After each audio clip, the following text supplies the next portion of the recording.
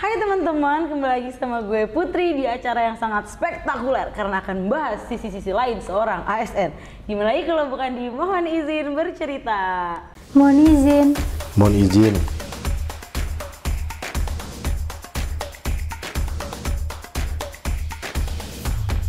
Mohon izin.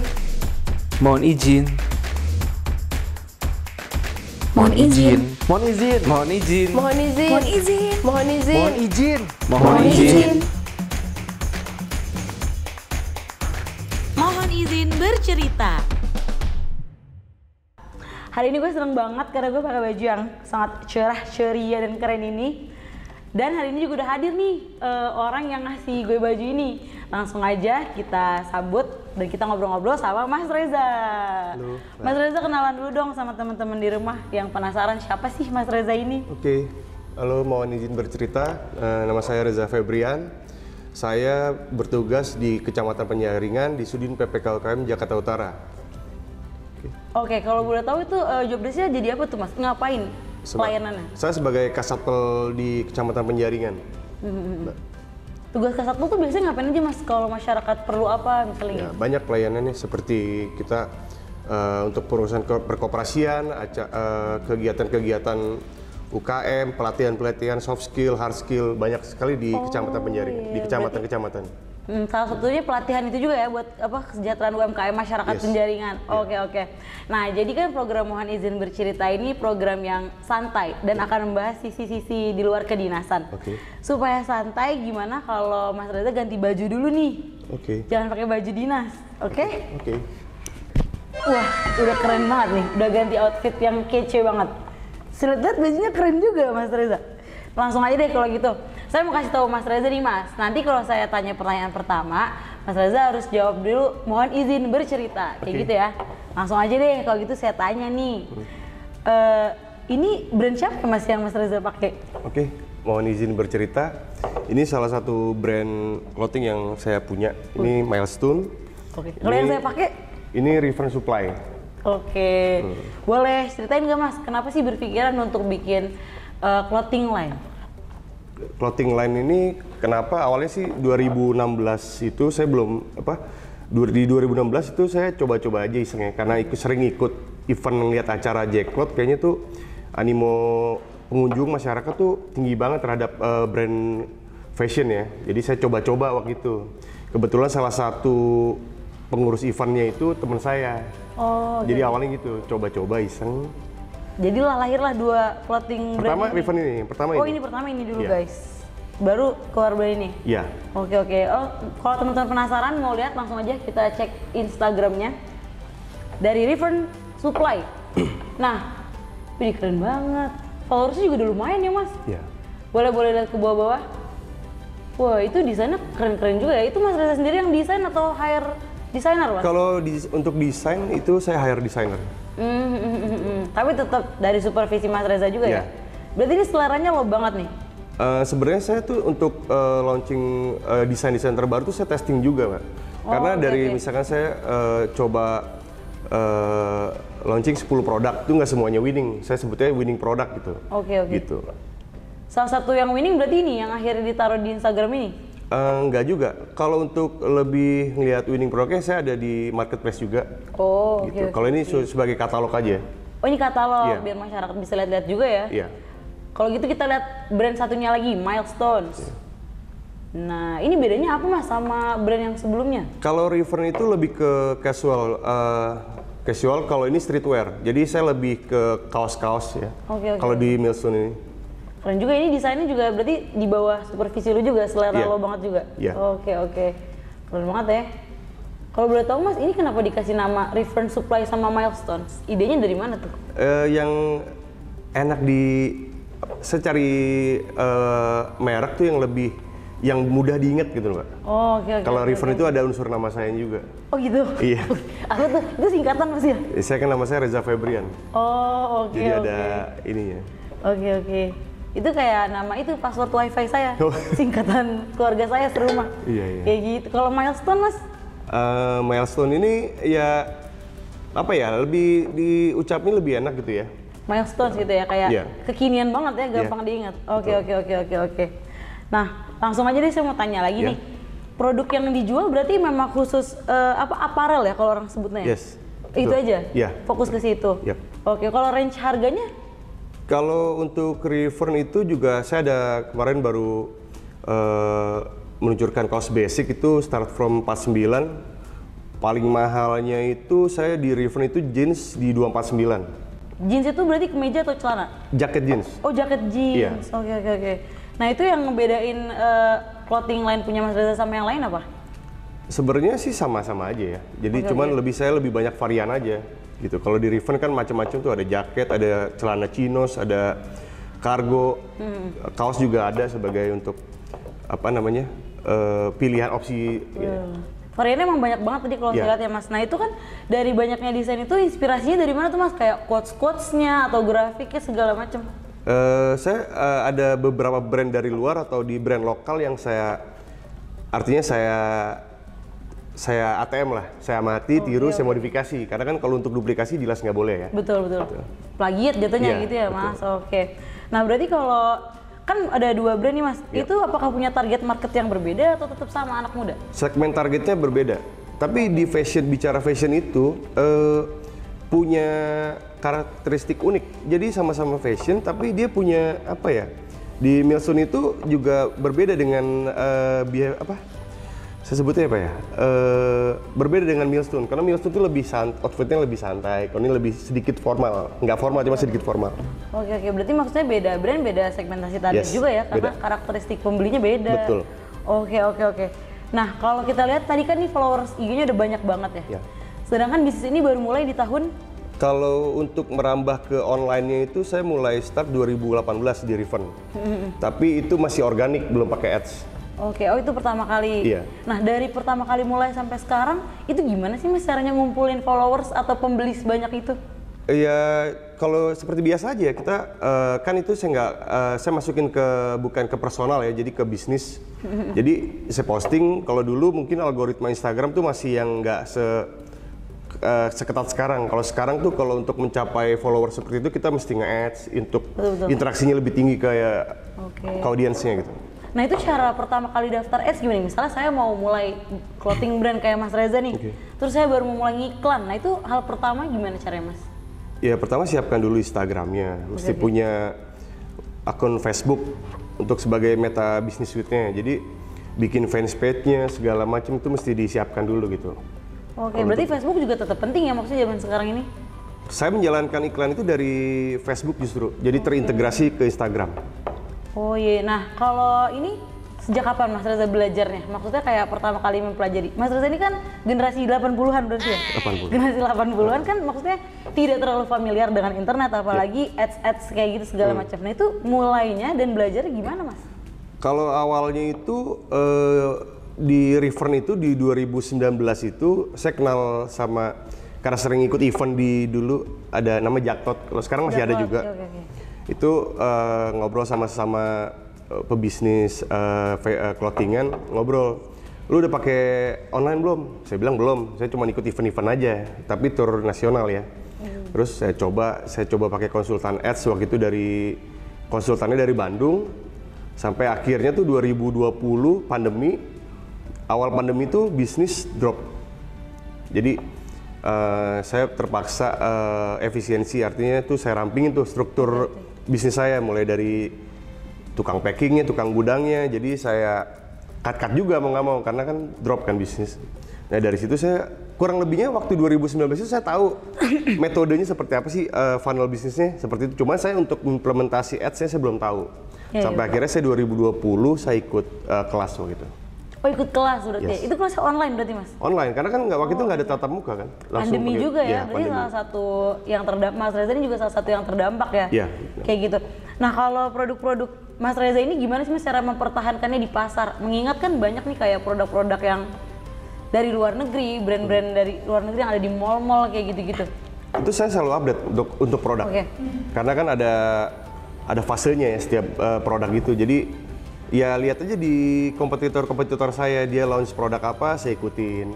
Gitu aja untuk survive seperti itu. Maksudnya berarti tetap harus ada inovasi juga ya? Ya segala harus macam. ada research and development-nya juga ada. Kalau penjualannya Mas udah berapa banyak nih Mas? Ya Lupa saya. Lumayan lah. Tapi banyak lah ya, lumayan lah ya. Nah, kalau pertama kali mulai bisnis ini, Mas Reza berarti sendiri? Saya berdua. Oh, sama teman? Iya. Modalnya juga? Modal ya sama. Oke, Gitu. gitu. Nah, sekarang kita masuk ke segmen games jawab cepet nih, Mas Iya. Reza. Nanti kalau saya kasih pertanyaan, Mas Reza harus jawab cepet, gak boleh lama-lama. Oke. Kalau lama-lama saya pulang. Oke. Bercanda. Siap. Nah, sebelum jawab, Mas Reza harus jawab. Mohon izin menjawab, gitu Oke. dulu, Mas. Oke. Oke. Udah siap, Mas Oke, Reza? Kita siap. peregangan dulu. Hmm. Langsung ya. Ya. Pertanyaan pertama, lokal fashion tapi ori atau fashion import tapi KW super? Mohon izin menjawab. Lokal fashion tapi ori. Oke, pertanyaan kedua, jualan di mall atau jualan online? Jualan online. Oke, pembayaran cash atau transfer? Transfer. Kaos santai atau baju dinas? Kos santai. Oke, nongkrong di warung kopi atau meeting di ruang rapat dinas? Meeting di ruang rapat dinas.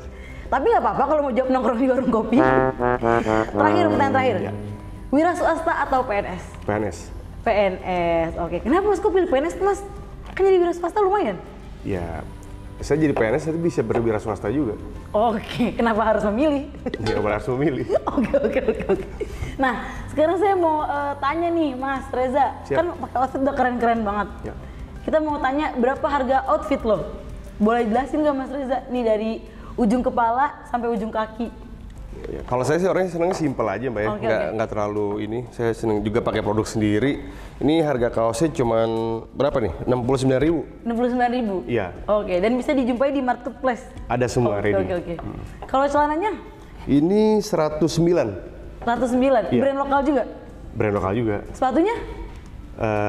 Brand lokal juga. Satu dinas tapi itu ya? Iya. Oke. Itu satu kerja teman-teman. Nah, kalau saya mau tanya nih Mas, pandangan Mas Reza tentang thrifting itu gimana? Thrifting itu menurut saya berdampak juga ke apa ya, lokal brand karena Oke. itu nggak ada regulasinya dari pemerintah gitu. Jadi ya ada dampaknya juga ke omset kita sebagai pelaku industri kreatif lokal gitu. Karena itu kan maksudnya kebanyakan produk thrifting itu produk impor gitu ya Mas? Betul. Itu berarti menurut lo apa yang harus diperbaiki nih dari budaya thrifting di Indonesia? Kan itu ngetren banget juga ya, salah satu fenomena lah di dunia belanja online. Ya thrifting ini sekarang jadi fenomena banget ya karena dengan artinya baju bekas tapi brand-brand besar seperti apa ya contohnya misalnya Nike atau Oke. apalah ya. Jadi cuman kan ada dampaknya juga. Selain itu juga thrifting mungkin juga kita nggak tahu ya pemakaian di luar seperti apa, udah lama di gudang berapa, ada dampaknya ya. Sebaiknya sih menurut saya dari pemerintah pusat juga memberikan regulasi yang Terkait thrifting itu ya. Betul. Karena itu akhirnya jadi salah satu ancaman juga untuk teman-teman yang buka usaha ya UMKM kayak gitu-gitu. Ya kalau UMKM kecil kan ada dampaknya juga. Betul. Iya. Karena thrifting itu kan biasanya brand-brand mahal dia jual dengan harga yang lebih murah karena Iya betul. udah second hand Udah gitu. second hand betul. Oke. Nah kalau Mas Reza sendiri berarti hari-hari nih selain kalau lagi nggak kerja lebih suka pakai baju santai kayak begini apa pakai baju formal kemeja? Saya lebih seneng santai gini. Oke. Tapi memang enak sih pakai baju santai gini ya. Iya. Kalau nggak disuruh pakai kemeja, saya Iya. juga mau pakai kaos kayak gini guys. Nyaman soalnya enak. Kalau kan tapi setiap hari Mas Reza harus pakai kemeja nih Iya. di dinas. Iya. Pernah gerah nggak sih kayak pengen ganti baju rasa gitu? Enggak. Karena memang sudah tugas ya Udah harus pakai tugas. begitu. Oke. Nah kalau Mas Reza nih dikasih kewenangan misalnya untuk mengintervensi, misalnya mau pakai seragam dinas dari Jumat sampai Sabtu, mau pakai baju apa aja? Tetap formal lah ya kan, kita kan kerja artinya punya tanggung jawab kedinasan dan bertatap dengan masyarakat, jadi harus ada timingnya lah. Oh oke. Kalau lepas dinas oke lah kita pakai santai gini. Tapi kalau melayani masyarakat tetap harus serius. Yes. Oke. Ih keren banget. Nah kalau didengar-dengar Mas Reza ini juga suka ngebantu teman-teman yang dari UMKM yang mau mulai bisnis, Iya. ngajarin digital marketing, Iya. cara mulai ads kayak gitu-gitu. Nah itu apakah Mas Reza pernah kepikiran untuk buka jasa kayak buka kelas atau buka jasa digital marketing kayak gitu? Belum kepikiran sih Mbak. Oke, tapi sejauh ini udah banyak ya bantu teman-teman dari UMKM untuk mulai buat ads segala macam. Nggak banyak sih, cuma saya bantu konsepnya. gitu. Karena konsep ads itu nggak sesimpel itu sebenarnya, Mbak. Jadi mesti ada prosesnya yang harus dilalui gitu. Kalau saya mau buka bisnis nih, berarti hal pertama yang harus saya lakukan adalah tahu dulu barangnya, bikin Instagram, terus ya selain gini, kita bisa bikin produk, tapi harus tahu juga kita mesti target pasarnya apa. Oke. Gitu. Itu konsep dasarnya harus itu dulu. Misalnya bikin apa, harus tahu ini produknya target pasarnya apa gitu. Gitu. Wah iya juga karena saya pernah mulai bisnis juga Mas, tapi saya masih kebingungan tuh nentuin target pasar. Berarti mungkin itu ya yang harus jadi catatan buat saya. Dan buat teman-teman di rumah juga yang mungkin udah mulai usaha kecil ya. Nah kalau Mas Reza sendiri punya rencana apa sih ke depannya terkait bisnis-bisnis yang udah Mas Reza bangun? Untuk ke depannya paling saya menambah beberapa produk yang belum sempat saya pegang, Mbak. Jadi nanti merambah ke marketplace lain. Karena saya sekarang ini udah dikontrak sama salah satu marketplace. Dikontrak tuh? Iya, brand saya salah satunya ada yang dikontrak sama marketplace besar di Indonesia ini. Jadi saya nggak bisa jualan di marketplace lain. Karena udah ada kontrak ya sama. Iya. Oh, oke. Nah kalau tips dari Mas Reza gimana nih untuk teman-teman UMKM yang mungkin nonton, kalau mau punya clothing brand, apa yang harus dipersiapkan, yang difokuskan? Yang pertama kalau mau merambah ke online itu fashion di online itu kita mesti tahu marketnya satu. Kedua yang pasti yang pertama tuh modal dulu yang pasti ya. Oke, modal. Karena modal itu ya sekarang untuk bikin suatu produk itu minimal kan 2 lusin. Artinya modalnya nggak sedikit. Oh 2 lusin itu kalau kita mau pesen sama konveksi gitu ya Mas? Iya. Oh oke. Terus Mas? Kemudian genrenya apa nih? Karena kan seperti awal tadi saya bilang antara Riven dan Milestone itu beda marketnya.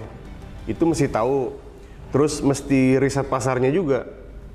Oke. Karena nggak istilahnya tuh kalau kita nggak ikutin tren itu kita turun juga, Mbak. Oke. Jadi harus update terus kalau bicara tentang fashion ya. Maksudnya kalau kita nggak tahu targetnya, akhirnya produk kita nggak laku juga. Iya, mungkin betul. bukan karena kualitasnya nggak bagus, tapi karena nggak bisa menentukan target market. Iya, betul. Oh, oke. Iya. Terus gimana lagi Mas? Maksudnya dalam mempersiapkan itu, selain setelah menentukan target market? Ya, kemudian kalau mau merambah ke ads juga harus juga paham betul seperti apa sih algoritma ads itu sebenarnya. Karena dia tuh performanya tuh harus kita update juga. Jadi ads itu menghasilkan sebuah matriks, Mbak. Itu angka-angka semua itu yang harus kita pantau setiap harinya. Oke. Berarti tetap. Jadi nggak kita masang ads terus jalan running iklan. Oh. Nggak gitu. Tetap harus kita pantau kalau kayak gitu ya. Betul. Tapi dari ads itu apakah menjamin kita nggak akan rugi sama sekali? Ada ruginya kalau nggak dipantau tadi. Oh. Karena oke. Instagram Ads atau FB Ads itu memberikan sebuah data yang harus kita baca. Jadi mulai CTR, CPR, CPC-nya berapa itu mesti kita analisa terus. Dan setiap hari performanya berbeda. Nah itu kenapa harus dipantau terus gitu ya? Karena setiap hari hasilnya berbeda. Betul. Oh oke. Jadi deh terakhir Mas Reza nih, tips buat teman-teman yang mau mulai bisnis. Mungkin Mas Reza pernah gagal atau pernah merasa jatuh kayak memutuskan berhenti aja deh, tapi akhirnya bangkit lagi. Kasih tahu buat teman-teman yang lagi nonton. Buat teman-teman untuk bisnis itu gagal tuh hal yang biasa, yang nggak boleh itu nyerah. Jadi saya tuh bisnis juga ada beberapa bisnis yang jatuh bangun tuh udah biasa ya. Jadi mental juga harus siap lah kalau untuk bicara bisnis, karena bisnis itu nggak selama tentang untung, pasti ada ruginya. Tapi ya gimana caranya kita bisa kembali lagi gitu. Keren banget ya Mas Reza ini. Sebelum penutupan saya mau tanya, apakah Mas Reza kepikiran untuk melanjutkan karir di dunia membalap? Bercanda, karena kata orang-orang Mas Reza ini mirip Ananda Mikola. Kalau teman-teman nggak tahu bisa cek di Google, itu 11-12 lah sama Mas Reza. Kayak gitu. Nah makasih banyak nih ya Mas Reza, udah mau ngobrol-ngobrol sama saya, udah bagi-bagi pengetahuan juga dan insight sama teman-teman. Buat teman-teman jangan lupa karena program Mohon Izin Bercerita bakalan tayang lagi dengan narasumber-narasumber yang nggak kalah menarik, tentunya masih dengan ASN di lingkungan Dinas PPK UKM. Jangan lupa juga untuk like, share, komen, dan subscribe video ini dan juga YouTube-nya Dinas PPK UKM dan seluruh sosial media Dinas PPK UKM untuk info yang seru-seru dan pengumuman-pengumuman bermanfaat untuk masyarakat lainnya. Sampai jumpa lagi di Mohon Mohon izin izin bercerita. bercerita. Sampai ketemu lagi teman-teman.